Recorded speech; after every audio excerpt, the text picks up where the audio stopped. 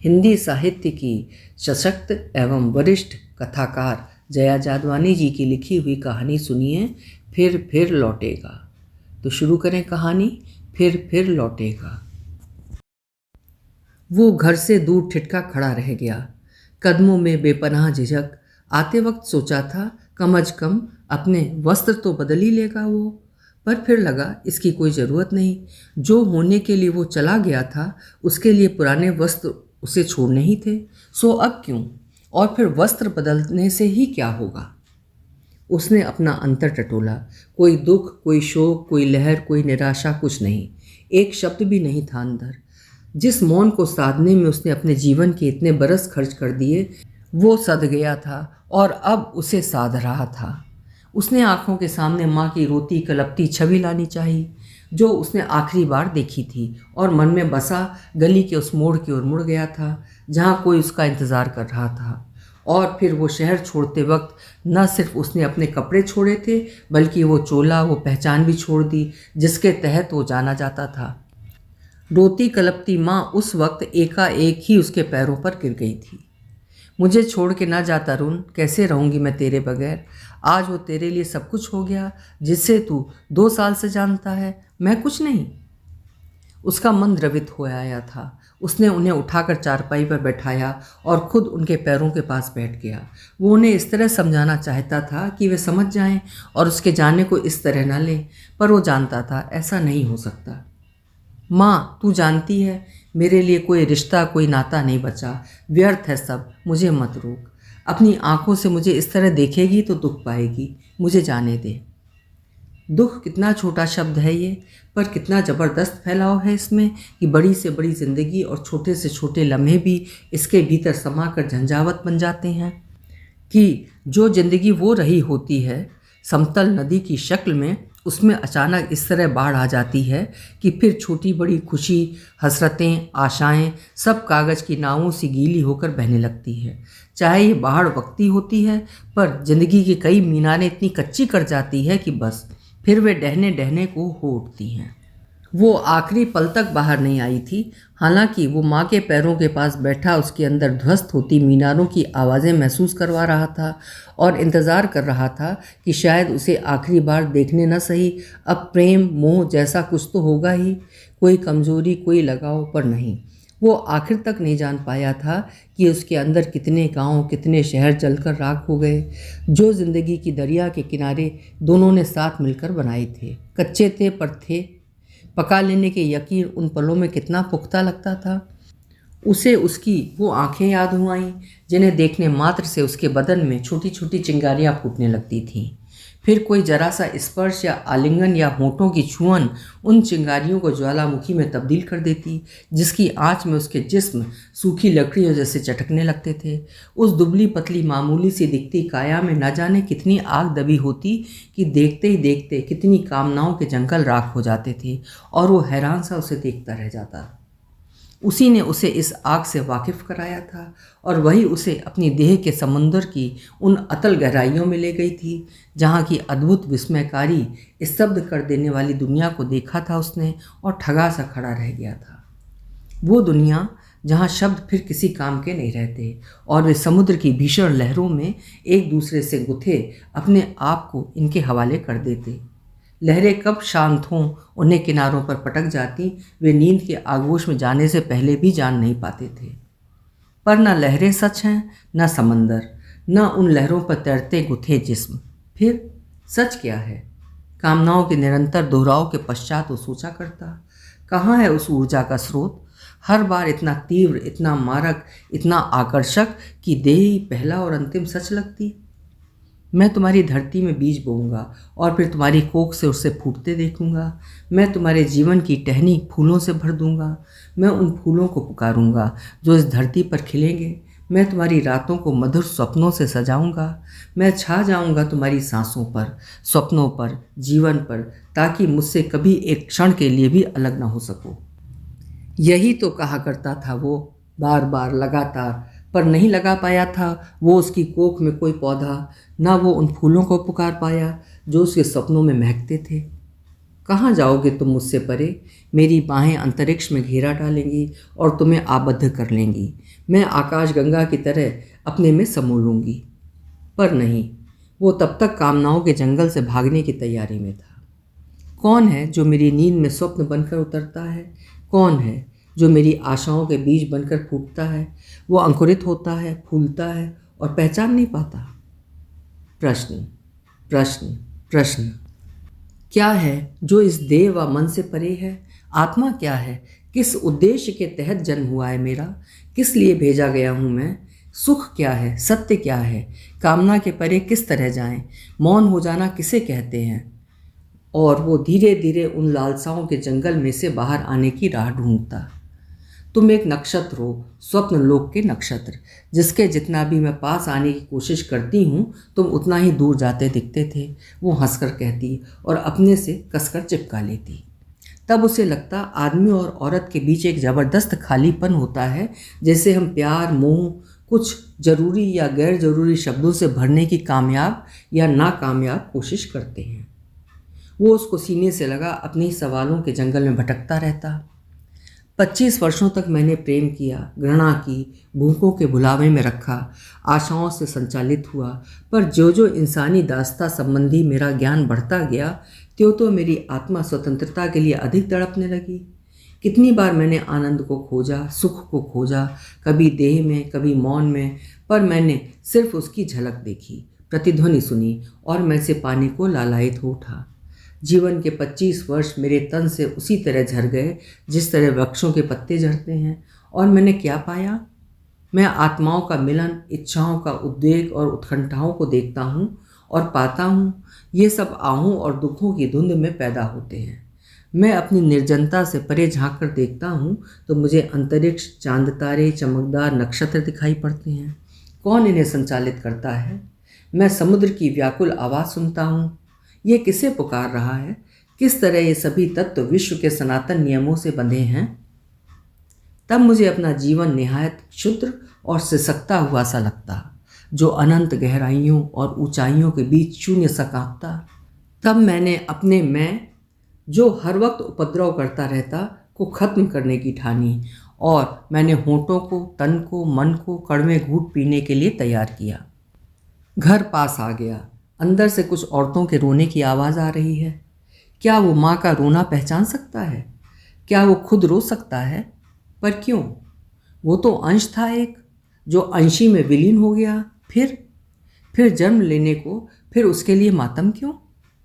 वो तमाम दुनिया को इस तरह देखता जिस तरह कोई पहाड़ की सबसे ऊंची चोटी पर खड़ा होकर उसके नीचे बसे शहरों, घाटियों, जंगलों, नदियों और छोटे छोटे क्षुद्र जीवों, उनके निरर्थक सुखों दुखों को देखता है और उनके नासमझेपन पर किसी बुजुर्ग की तरह मुस्कुराता। उसके पास आते ही घर के बाहर दरियों पर बैठे पुरुषों के जमावड़े में खलबली मच गई। तकरीबन सारे साथ उठ खड़े हुए। कोई पैर छूने झुका तो वो हड़बड़ा गया और उसने मनाही की मुद्रा में दोनों हाथ उठा दिए। उसने नज़र भर निहारा उन्हें। सब वही थे, चाचा, मौसा, मित्र, संबंधी। कम नहीं होता 12 वर्ष का समय ने सबके उजले चेहरों पर धूल की परत चढ़ा दी थी। ये थके हारे, रोते बिलखते, दौड़ते भागते, घिसटते रोते लोग किस सुख की चाह में भागे जा रहे हैं? कहाँ है वो सुख? ये नहीं जानते, पर ये जानना भी नहीं चाहते। वो स्व प्रेरणा से ताया के पैर छूने को झुका ही था कि उन्होंने रोते हुए उसे बीच में रोक लिया। ना पुत्र, बड़ी देर कर दी तूने। आखिरी बार शायद वो तुझे ही देखना चाहता था। हालांकि कभी कहाँ नहीं मुंह सिमरा तो आंखें जैसे किसी की तलाश में भटक रही थी, वीरान, खाली, कुहरे सी। आखिरी वाक्य उनकी हिचकियों में डूब गया। वो असमंजस में खड़ा रह गया कि अब क्या? ताया ने ही उसकी समस्या हल कर दी। आंगन के बीचों बीच जहाँ उनका शव रखा था, बर्फ पर सफ़ेद चादर से ढका, वहाँ ले जाकर मुंह से चादर हटा दी। उसने उन्हें देखा, अपने जनक को, क्षीण कृष्ण चेहरा और बदन, तमाम जीवन के जानलेवा संघर्ष का अंत। देख, इस धरती पर लाखों लोग रहते हैं जो हमसे भी बुरे हालात में जीते हैं, हंसते हैं, अदम्य जिजीविषा है उनमें, और एक तू क्यों भाग रहा है? भगोड़े, हमारी ना सही, उसकी फिक्र कर जिसे तू ब्याह कर लाया है। वो किसी तरह किसी से भी ना माना था। जा, भाग जा, एक शापित जिंदगी जिएगा तू। किसी पल तुझे चैन नहीं आएगा। जा बियाबनों में घूम और अपने को तलाश। किस लिए लाया गया है तू इस धरती पर? यही कहता है ना तेरा लफंगा गुरु। वो दंदनाते हुए घर से बाहर चले गए थे। वो उनके पैरों पर झुका और उन पर अपना सर रख दिया। माफ़ कर दो मुझे अगर मैंने कुछ ऐसा किया जो मुझे नहीं करना था। आज 12 बरस के बाद भी मैं तुम सबका अपराधी हूँ। ताया ने चादर वापस कर उनके सर तक उड़ा दी। आंगन के दूसरी तरफ बैठी औरतों के झुंड की ओर उसने देखा और सफ़ेद कपड़ों में लिपटी दुबली पतली गठरी सी माँ की ओर बढ़ा। औरतों का रुदन तेज हो गया। सबने सरक कर उसके लिए जगह बना दी और रोती हुई माँ के करीब आकर बैठ गया। माँ ने हिचकियों के बीच सर उठाकर उसे देखा और तेज स्वर में रोने लगी। क्यों आया तू? मैंने जेठ जी से कहा भी, जिसने 12 बरस तक हमारी सुधि नहीं ली वो तो मर गया हमारे लिए। वे रोती जा रही थीं और कहती जा रही थीं। न माने वे, एक ही बेटा हुआ, संस्कार कौन करेगा? और वो पछाड़े खाने लगी। कोई ना हुआ रे हमारा, न बेटा न पति, किसके आश्रय जिएंगे रे अब हम? वे बगल में बैठी युवती के कंधों पर टह गईं, जो स्वयं जार जार रो रही थी। उसने झुकी नज़रें उठाईं और उसे देखते ही मानो हृदय की धड़कनें थम गईं। तनु, जिस्म की शिराओं, मन के समस्त भेदों ने एक साथ कहा, तनु, मैं तुम्हारी नींद में ख्वाब बनकर उतरना चाहती हूँ, तुम्हारे आकाश में बारिश सी झड़ना चाहती हूँ। तुम मुझे ले लो और भर जाओ, तुम मुझे दे दो और खाली हो जाओ। तनु ने माँ को अपनी बाहों में भर लिया और रोती रही, बगैर सर उठाए या उसे देखे। वो विचलित होने लगा। उसे लगा अचानक ही वो उन सबके द्वारा खारिज कर दिया गया है जो जाने अनजाने उससे जुड़े या जड़े थे। उसने तनु के चेहरे की ओर देखा। एक असहाय सा वीरानापन उतर आया था, जैसा अक्सर बंजर जमीनों में देखा जा सकता है। हल्की हल्की दरारों से झांकता एक अजीब उथलापन। उसने दिलासे के लिए एक बार माँ के सर पर हाथ रखा और उठ खड़ा हुआ। रात हो गई और एक अनावश्यक विस्तार का अंत हो चला। उससे वे सारे काम करवाए गए जो एक हिंदू लड़के को अपने बाप की मौत पर करने होते हैं। उसने बगैर किसी ऐतराज के सब किया। उस दिन की सब क्रियाएं खत्म हो चुकी तो लोग धीरे धीरे अपने घरों की ओर लौट चले। जो बच गए थे दुखों से हारे टूटे अंदर कमरों में जाकर पड़ रहे। वो आंगन में लेट गया चारपाई पर। उसने अंदर जाने से इनकार कर दिया तो किसी ने खास जोर नहीं दिया। ताया ने सिर्फ इतना कहा, तू ही एक औलाद है उसकी, जाने क्या सोच छोड़कर चला गया सब। कुछ न सोचा क्या होगा तेरे पीछे। तनु ने तेरे जाते ही सफ़ेद लिबास पर चूड़ियाँ तोड़ डालीं और कहा, माँ वो मर गया है, मैं तो हूँ ना तेरी बेटी या बेटा, जो तू समझ ले। पहले तुम दोनों को खिलाऊंगी फिर खुद खाऊंगी। तू उसके लिए ना रो जो रोने के काबिल ना हो। फिर बाप लिवाने आया मायके से, इसने जाने से साफ इनकार कर दिया। वो अवाक सा सुनता रहा। फिर बेटा उसने पढ़ाई पूरी की, एक स्कूल में नौकरी की, फिर कॉलेज में आ गई, ट्यूशन भी की, बहुत सेवा की उसने। तेरे जाने के बाद भाभी 6 महीने की खटिया से लग गई, गू मूत उठाया पर आंख नहीं फेरी। उसे किस जन्म की सजा दे गया रे तू? यही कहता है तेरा ईश्वर? अब चला जाएगा 2 विधवाओं को उनके भाग्य के भरोसे छोड़कर? वो सर झुकाए बैठा रहा उनके सामने। कहा कुछ भी नहीं, क्या कहता, बेकार है सब। उनके जाने के बाद वो लेट गया चारपाई पर और आसमान पर टंगे उन्हीं सितारों को गिनने लगा जिन्हें वो जाने कितनी बार गिन चुका था। कितने वर्ष उसने कोहरे में बिताए, जब उसकी आत्मा पर्वतों, जंगलों और गुफाओं में उस अज्ञात का पीछा करती, उस अज्ञात सत्य का पीछा करती जिसकी झलक से वाकिफ था वो। समुद्र की अनजान परछाइयों में अपने प्रश्नों का पीछा करती। जीवन 2 आयामों में बंटता है। एक आयाम है संसार जो है, दूसरा आयाम है मोक्ष जो हो सकता है। वो तुम्हारे लिए अज्ञात है पर तुम उसे पा सकते हो। असीम आंतरिक सुख मन संपूर्ण खंडों में तोड़ देता है। यही उसका काम है। मन एक प्रिज्म की भांति है। जब प्रकाश की किरणें प्रिज्म से गुजरती हैं तो 7 रंगों में पड़ जाती हैं। मन एक प्रिज्म है जो सत्य को विभाजित कर देता है और हम उसे पूरा नहीं देख पाते। और भी कितनी कितनी बातें कही थी उन्होंने। जब वो अपने प्रश्नों के जवाब पाने उनके पास गया था, एक विशाल मकान के निचले तल्ले की सीढ़ियाँ उतर कर वो वहाँ पहुँचा था। एक ऊंचे आसन पर वे जलती आग के सामने बैठे थे और कुछ तांत्रिक क्रियाएं कर रहे थे। वो उन्हें प्रणाम कर उनके सामने बैठ गया था। कहाँ थे इतने दिन? मैं वर्षों से तुम्हारी प्रतीक्षा कर रहा हूँ। तुम नहीं जानते तुम क्यों हो। मैं जानता हूँ। क्या जानते हैं आप? उसने धड़कते दिल से पूछा। उन्होंने लाल लाल आंखों से उसकी तरफ देखा था और मुस्कुराए थे। यही कि तू क्यों बार बार जन्म ले रहा है, भटक रहा है, तेरा अंतिम लक्ष्य क्या है, इधर आ। वो डरते डरते उनके सम्मुख गया। आंखें बंद कर और अपने अंदर देख, चेतना को अपने अंदर ले जा और देख कितनी नफरत, धुंध, धुआं, कमीनगी, भय, युद्ध, विरक्ति, लालसा, व्याभिचार, क्या क्या नहीं है वहाँ। हम उन्हीं अंधेरे तलों पर जीते हैं। उठो, ऊपर आओ, जानो आगे की यात्रा क्या है। तुम ईश्वर हो, स्वयं अपने ईश्वरत्व को पहचानो। इसे बाहर मत जानो, ये भीतर है, तुम ही हो स्वयं, इसे महसूस करो। उन्होंने उसके सर पर हाथ रख दिया। हाथ रखना था कि उसका समूचा जिस्म झंझना उठा। जिस्म के अज्ञात हिस्सों से लहरें उठीं, अज्ञात हिस्सों में विलीन हो गईं। आंखें बंद किए हुए ही उसे एक अद्भुत शांति महसूस हुई, और जब उसने आंखें खोलीं वो नहीं था। वो वहाँ चल कर आया था, बदल गया था। अंदर बहुत कुछ और जब उठा तो उस शांति को फिर पाने के दृढ़ निश्चय के साथ। पर कैसे? घर में तनु है, हर वक्त उसका पीछा करती माँ, अगरबत्तियों मोमबत्तियों की छोटी सी दुकान चलाता बाप, छोटे छोटे सपने, छोटी छोटी आशाएं, कैसे छोड़ दे उनको? क्या करे? कौन चलाएगा उनको? तुम नहीं चला रहे किसी को, कोई किसी को नहीं चला रहा। तुम तो निमित्त मात्र हो, हजारों लाखों जन्मों से यही कर रहे हो। कोल्हू के बैल की तरह ऊब नहीं होती। छोड़ दो सब और देखो, तुम्हारे बगैर भी सब चलेगा। उन्होंने उसे समझाया था, पर उसकी उलझन नहीं गई थी। महीनों वो परेशान रहा था। क्या कहे वो तनु से, कैसे कि जिस जिस्म को मैं अब तक अपनी उंगलियों पर बिजली के लट्टुओं सा फिरता देखता था, उसके साथ कोई वास्ता नहीं मेरा। कि ये संसार एक दुख है, पराधीनता, अंधी दौड़, जन्मों जन्मों की। हर जन्म में वही चक्र, वही दुख। किसी कामना का अंत नहीं होता, हर कामना दुख उपजाती है। मान लो तुम्हें वो सब मिल गया जो तुम चाहती हो, फिर आगे क्या? ये सुख नहीं है, ये अंतिम उपलब्धि नहीं है। तुम अपनी ऊर्जा गंवा रही हो। कोई चाहत कहीं नहीं ले जाती। चाहत पागलपन का बीज है। और वो एक लंबे अरसे तक नहीं कह पाया था। छिप छिप कर जाता था स्वामी जी के कम्यून में, ध्यान करता, त्राटक, साधनाएं, विपस्सना, ब्रह्मचर्य, जो वे कहते, जो सब करते वो भी करता। मन को शून्य बना दो, मौन हो जाओ और प्रकृति को सुनो, वे कहते। पर यह सब इतना आसान नहीं था।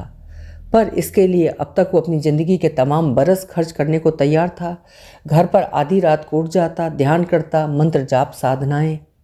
तनु देखती, सोचती, महसूस करती, पूछती, तुम ये सब क्यों करते हो? शांति के लिए। तुम्हें मेरे पास शांति नहीं मिलती? स्थायी नहीं, वो कहता। पहले तो मिलती थी, तब मैं नहीं जानता था शांति क्या होती है। अब जानने के बाद क्या करोगे? मैं यहाँ से जाना चाहता हूँ, उससे क्या होगा? मैं जो पाना चाहता हूँ पा सकता हूँ। तुम ऐसा क्या पाना चाहते हो जो यहाँ रहकर नहीं पा सकते?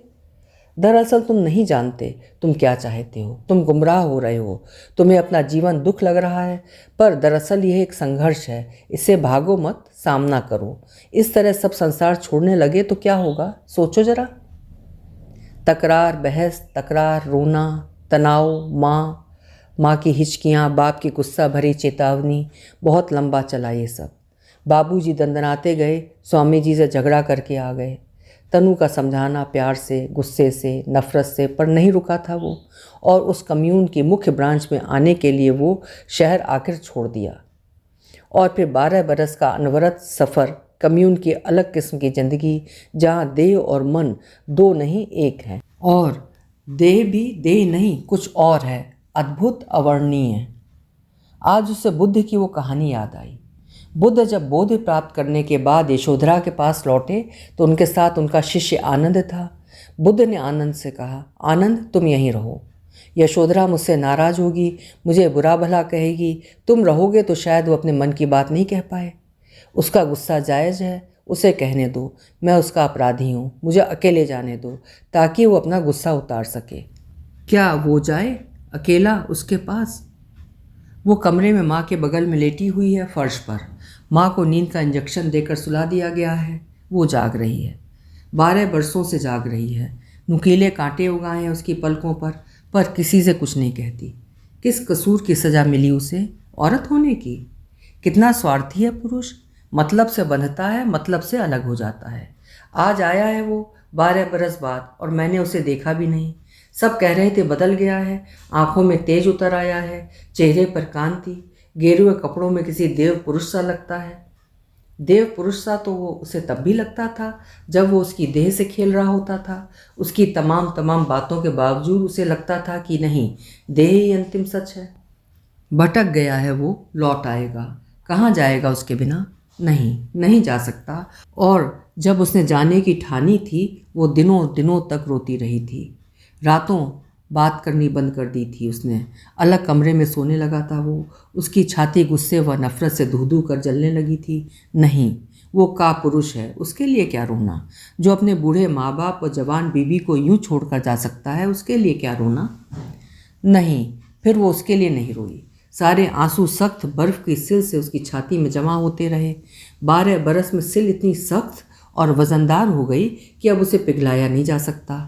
आइसबर्ग होता है ना, एक हिस्सा ऊपर से दिखता है और बाकी के हिस्से अंदर पानी में डूबे हुए।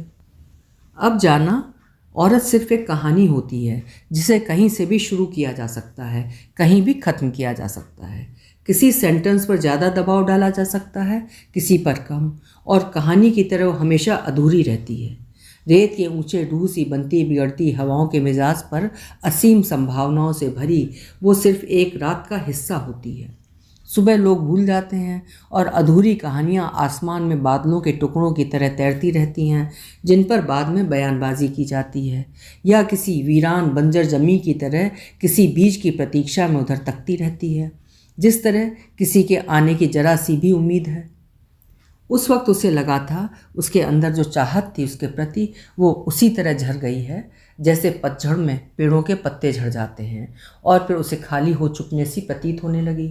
कैसा महसूस करती होगी खाली वीरान टहनियाँ, जब उसकी नंगी बाहें खाली आसमान की ओर उठी हुई हों, सिर्फ कुछ मांगती सी, दया या भीख जैसी कोई चीज़। नहीं, वो नहीं मांगेगी, और उसने अपनी खाली बाहें वापस अपनी ओर समेट ली थी। वो फूली नहीं, फली नहीं, कुंठित नहीं हुई, तो ये उसका कसूर नहीं है। वो क्यों इसके लिए शर्मिंदा महसूस करे। कदम नहीं उठे थे किसी के, और वो सुनी रात सुनी आंखों में उसे तकती रह गई थी। अगली सुबह उसने जाने की बात ताया से उठाई तो वो चौंक पड़े। पागल हो गया है रे, साधु सन्यासी तो सारी दुनिया को अपना समझते हैं, तू तो अपने घर के लिए गैर हो गया।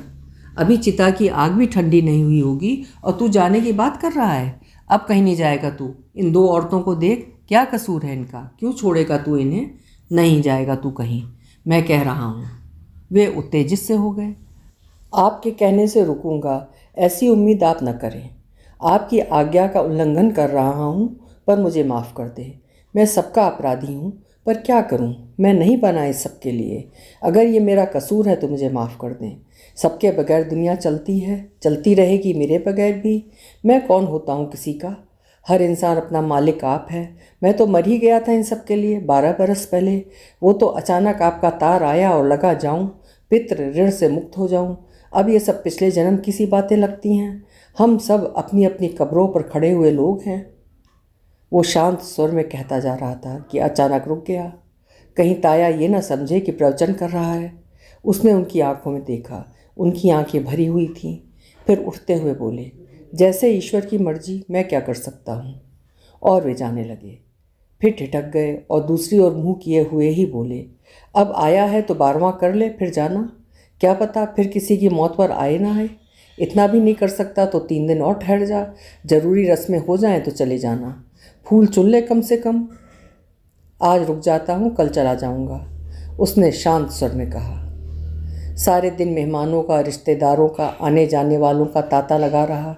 उसे लगा लोग उसे कब्र का मरा समझकर उसकी कब्र पर अपना याद का दिया जला चुके।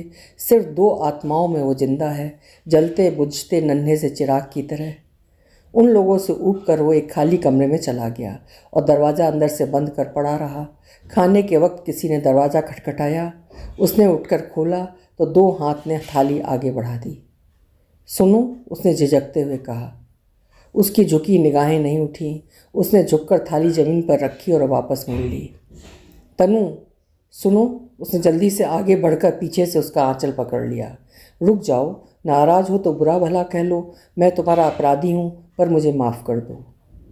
उसने आंचल अपनी ओर खींचा तो वो आहिस्ता आहिस्ता उसकी तरफ मुड़ी, पर चेहरा ऊपर नहीं उठाया।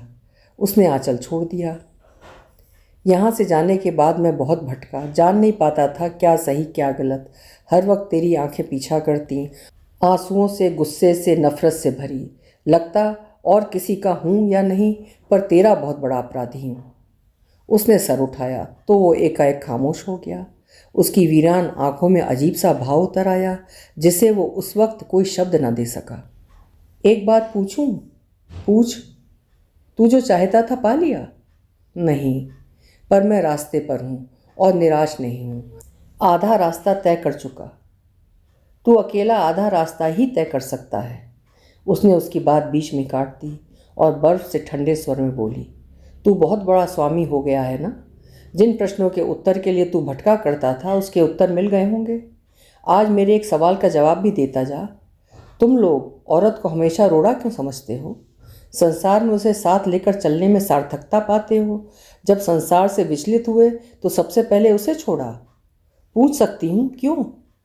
औरत क्या सिर्फ सोने के काम आती है? तुम्हारे देव पुरुषों ने जब तक औरत चाही रखी, फिर अनचाही समझकर किनारे कर लिया। तुम रख सकते हो, छोड़ सकते हो, क्यों? हम नींव के पत्थर हैं तरुण, जिस पर तुम्हारे भवन खड़े हैं। जिस कोख से पैर निकालकर खड़े होते हो तुम, उसी को उजाड़ते हो। यही कहता है तुम्हारा धर्म? वो स्तब्ध सुन रहा है। उसकी सांसों की गति तेज हो गई है। तेरे जाने के बाद मैंने तेरे धर्म गुरुओं को पढ़ा। सोचा अगर मोक्ष ही अंतिम सच है तो जान ही लूँ जरा। तुम्हें पता है, बुद्ध ने स्त्रियों को दीक्षा देने से इनकार कर दिया था, और जब उन पर इस बात का जोर डाला गया, उन्होंने समझौता करते हुए कहा, अब ये धर्म 500 वर्षों से ज़्यादा नहीं चलेगा। महावीर ने स्त्री के लिए मोक्ष की संभावना से इनकार कर दिया कि जब तक वो पुरुष पर्याय के रूप में जन्म नहीं लेती, उसे मोक्ष नहीं मिल सकता। वो सांस लेने के लिए रुकी। मुझे मोक्ष नहीं चाहिए। इस बात का जवाब चाहिए कि तुम्हारा धर्म इतना हे क्यों समझता है स्त्री को? वो अपराधी सा खड़ा रह गया। इस बात के बहुत जवाब हो सकते हैं, उन जवाबों के बहुत सारे प्रश्न, फिर उसके जवाब। मानव अस्तित्व स्वयं एक प्रश्न चिन्ह है। घर तुम्हारे कंधों पर होता है, जब तक चाहा उठाते रहे, नहीं तो बाहर समझकर छोड़ दिया कहीं भी, पर वही हमारे हृदय में होता है। हम उसके बिना नहीं हो सकती तरुण। जानती हूँ तू जाने के लिए आया है। जा, मैं तुझे शाप नहीं दूंगी, पर जिस तरह तूने मुझ पर जीवन का भार डाला है, तुझ पर कोई ना कोई भार होगा ही। तू मुक्त नहीं हो सकता। कोई पुरुष औरत से मुक्त नहीं हो सकता। मैं तो फिर भी तुझसे कम निर्दयी हूँ। जिस बोझ से घबरा कर भागा, उसे सहजता से उठाने चली। बोझ तो तेरा था ना वो। तू नश्वर इंसान को अनश्वर बनाने चला और मेरे दुखों को अनश्वर कर गया। नहीं, मैं तेरा पल्ला पकड़कर न्याय नहीं मांगूंगी। जो अपने लिए, अपनी जन्मदात्री के लिए न्याय न कर सका, वो मेरे लिए क्या करेगा? जिस अनश्वरता को तलाश रहा है तू, क्या उसे पालेगा? तू फिर लौटेगा और उसे फिर खोजेगा। ये एक जन्म में नहीं मिलता, जन्मों की दौड़ है ये, और इसके लिए घर छोड़कर भागने की भी ज़रूरत नहीं। लगन हो पक्की तो कहीं भी कुछ भी हासिल कर लो। उससे एकाएक कुछ बोलते नहीं बना। खुद को संभाल कर उसने जैसे ही बोलना चाहा, पाया वो जा रही है। अगली सुबह जाने की तैयारी में वो अलस सुबह उठ जरूरी संस्कार कर अंदर कहलवा दिया। माँ ने सुना वो जा रहा है। उन्होंने न बुलाया, न पास बिठाया, न कंधे पर ढलक कर रोई, न मिन्नतें की, मत जा। वो मानो हाजिर होकर भी गैर हाजिर है। उनकी उम्मीदों, आशाओं, दुख सुख, हंसी रुदन के घेरों से बहुत दूर, पराया सा, पराए संसार का वासी। माँ, मैं जा रहा हूँ। वो उनके पैर छूने झुका तो वो पीछे हट गई। ना ना, मत छू मुझे। मेरा बेटा कहाँ रहा तू? स्वामी हो गया है? जा जा, तेरा ईश्वर तेरी प्रतीक्षा कर रहा होगा। उन्होंने अपनी हिचकी दबाने के लिए आंचल मुंह पर रख लिया। फिर रोते हुए बोली, उससे मिलकर आया है? वो सर झुकाए द्वार पर खड़ा रहा। माँ ने मुंह अंदर करके आवाज़ दी, ये जा रहा है तनु, जाने दे माँ। ये फिर लौटेगा, फिर जाने के लिए। अभी आप सुन रहे थे जया जादवानी जी की लिखी हुई कहानी फिर लौटेगा। अध्यात्म की बहुत सुंदर व्याख्या इस कहानी में पढ़ने और सुनने को मिलती है। कल फिर मिलेंगे। आपका समय शुभ हो।